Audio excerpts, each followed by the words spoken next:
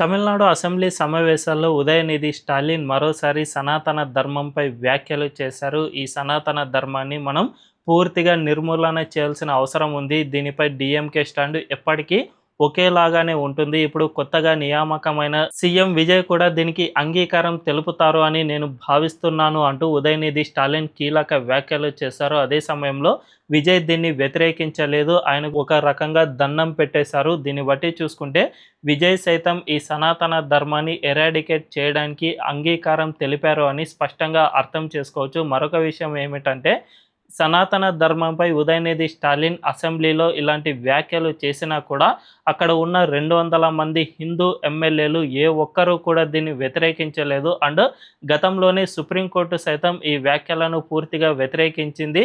ఇది ఒక మతాన్ని లేదంటే ఒక వర్గాన్ని జెనోసైడ్ అంటే మారణ హోమం జరిపే విధంగా ఈ వ్యాఖ్యలు ఉన్నాయి. ఇలాంటివి అస్సలు అంగీకారబద్ధం కాదు అనే విధంగా సుప్రీంకోర్టు చెప్పినా కూడా ఇప్పుడు ఉదయనిధి స్టాలిన్ రాష్ట్ర అసెంబ్లీలోనే ఇలాంటి వ్యాఖ్యలు చేశారు అంటే వీళ్ళు సనాతన ధర్మానికి ఎంత వ్యతిరేకంగా పనిచేస్తూ ఉన్నారో అర్థం చేసుకోవచ్చు. మరి ఈ విషయంపై హిందువులే ఎడ్యుకేట్ కావాల్సిన అవసరం ఉంది. ఇలాంటి వాళ్ళను పూర్తిగా తిరస్కరించినప్పుడు మాత్రమే సనాతన ధర్మం నిలబడుతుంది. లేకపోతే మనమందరం అంతమైపోతాం అన్న విషయాన్ని ఎప్పటికప్పుడు గుర్తుపెట్టుకోవాల్సిన అవసరం ఎంతైనా ఉంది.